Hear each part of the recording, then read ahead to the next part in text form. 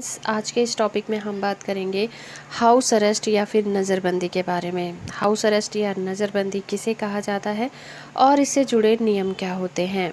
भीमा कोरेगांव हिंसा के मामले में पुणे की पुलिस ने 5 बुद्धिजीवियों और राइट एक्टिविस्ट को गिरफ्तार किया है और सुप्रीम कोर्ट ने इन लोगों को हाउस अरेस्ट रखने के आदेश जारी कर दिए हैं।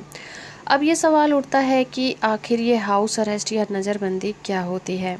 चलिए जानते हैं। शुरू से आखिर तक जुड़े रहिए इस वीडियो के साथ।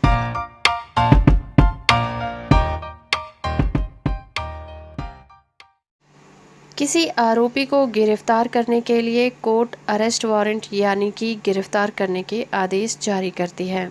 अरेस्ट वारंट के तहत संपत्ति की तलाशी ली जा सकती है और उसे जब्त भी किया जा सकता है। अपराध का जो नेचर होता है उसके आधार पर अरेस्ट वारंट का जो नेचर होता है वो भी डिपेंड करता है। अरेस्ट वारंट जमानती होगा या फिर गैर जमानती, दोनों ही तरह के हो सकते हैं। संज्ञेय अपराध की कंडीशन में पुलिस अभियुक्त को यानी कि आरोपी को बिना अरेस्ट वारंट के ही गिरफ्तार कर सकती है। अब बात करते हैं सर्च वारंट की। सर्च वारंट वो कानूनी अधिकार होता है जिसके तहत पुलिस या फिर कोई जांच एजेंसी घर, मकान, बिल्डिंग या किसी व्यक्ति की तलाशी के आदेश दिए जाते हैं। पुलिस इसके लिए मजिस्ट्रेट या फिर जिला कोर्ट से इजाज़त मांगती है। अब बात करते हैं हाउस अरेस्ट या नज़रबंदी के। जब तक कोर्ट ये तय नहीं कर पाती है कि कोई व्यक्ति किसी अपराध के लिए दोषी है या नहीं है तो उसे जेल नहीं भेजा जाता और उस आरोपी व्यक्ति को खुला घूमने और रोकने के लिए कोर्ट हाउस अरेस्ट या फिर नज़रबंदी का आदेश दे देती है। इसका मतलब सिर्फ इतना होता है कि गिरफ्तार किया गया व्यक्ति अपने घर से बाहर ना निकल पाए। भारतीय कानून में हाउस अरेस्ट शब्द का जिक्र नहीं किया गया है। हाउस अरेस्ट की कंडीशन में व्यक्ति को थाने या फिर जेल नहीं ले जाया जाता बल्कि उसे घर पर ही बंद रखा जाता है। हाउस अरेस्ट के दौरान गिरफ्तार व्यक्ति किसी से बात करे, किससे नहीं, इस पर पाबंदी लगाई जा सकती है। आरोपी व्यक्ति को सिर्फ घर के लोगों और अपने वकील से बात करने की इजाज़त दी जाती है। चलिए बात करते हैं हाउस अरेस्ट की कंडीशन के। ये सोचना बिल्कुल गलत होगा कि घर में नज़रबंद व्यक्ति हमेशा जेल की तरह कैद रहता है। अगर आरोप बहुत ज़्यादा संगीन नहीं है तो आरोपी को उसके नॉर्मल काम जैसे कि स्कूल, डॉक्टर से मिलना, किसी से मिलना, सामुदायिक सेवा या कोर्ट द्वारा तय किए गए दूसरे काम करने की अनुमति होती है।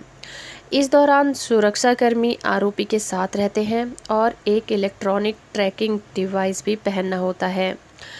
हाउस अरेस्ट कानूनी प्रोसीजर पूरी होने से पहले की कंडीशन है, यानी कि इस कंडीशन में व्यक्ति को बिना जेल भेजे जेल जैसी कंडीशन में रखने की कोशिश होती है। नॉर्मली आरोपी व्यक्ति को बाहर यात्रा करने की छूट नहीं होती, जबकि किन्हीं विशेष कंडीशन में यह अनुमति दी जा सकती है। हाउस अरेस्ट की सज़ा क्रिमिनल लोगों को भी दी जा सकती है। अगर जेल की सज़ा किसी विशेष कारण से ठीक या फिर सुरक्षित नहीं होती तो ऐसा ऑर्डर भी दिया जा सकता है। आमतौर पर घर में नज़रबंद व्यक्ति को किसी भी इलेक्ट्रॉनिक उपकरण के इस्तेमाल की अनुमति नहीं होती है, लेकिन अगर इस्तेमाल करने की छूट मिलती है तो इसका इस्तेमाल रिलेटेड अधिकारियों की निगरानी में किया जाता है। आरोपी व्यक्ति पर नज़र रखने के लिए उसे किसी विशेष इलेक्ट्रॉनिक डिवाइस को पहनने को कहा जाता है ताकि उस पर दिन रात नज़र रखी जा सके। हाउस अरेस्ट की कंडीशन में आरोपी को इलेक्ट्रॉनिक डिवाइस और मॉनिटरिंग सर्विस का भुगतान खुद ही करना होता है। हाउस अरेस्ट का सबसे बड़ा नुकसान ये होता है कि उसमें आरोपी व्यक्ति को उसके अच्छे आचरण के कारण सज़ा में छूट नहीं मिलती, जैसे कि जेल में रहते हुए कैदी को मिल जाती है।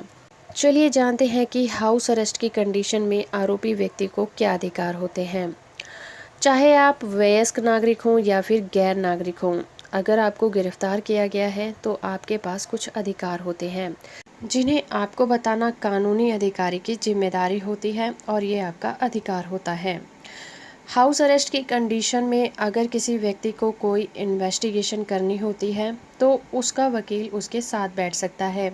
अगर कोई आरोपी वकील को हायर नहीं कर सकता तो उसे वकील कोर्ट के द्वारा प्रोवाइड कराया जाता है।